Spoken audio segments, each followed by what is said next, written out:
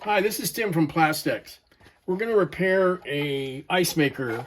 The container, this refrigerator sits like this. This is upside down right now, but these little tabs right here, there's these tabs, these little arrows, and they snap into each one of these spots.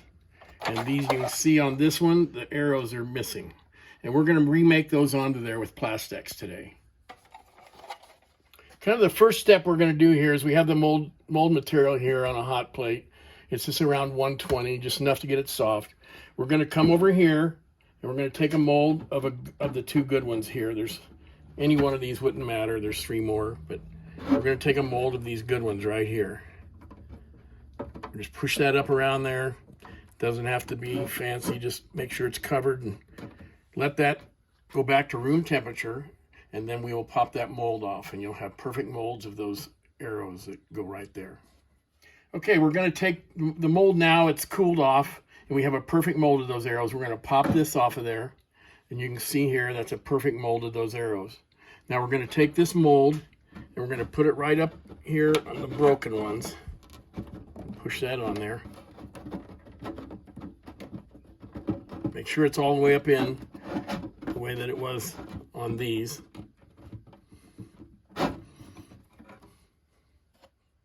Okay, so we've got the mold pushed back up on there.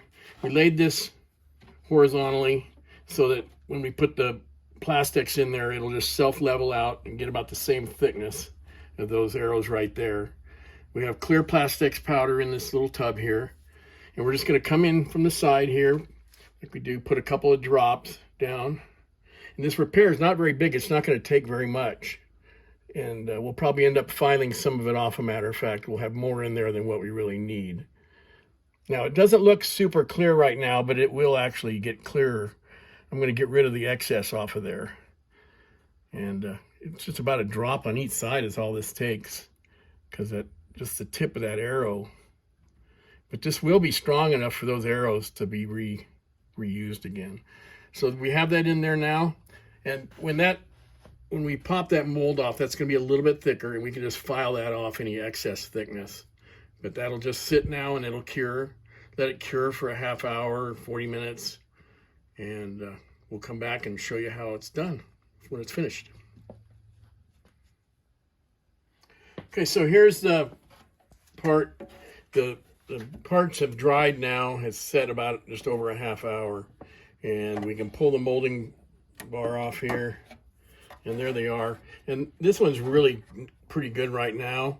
That one I just need to file a little bit on this edge and a little bit of the thickness here. But it's really made back on there already.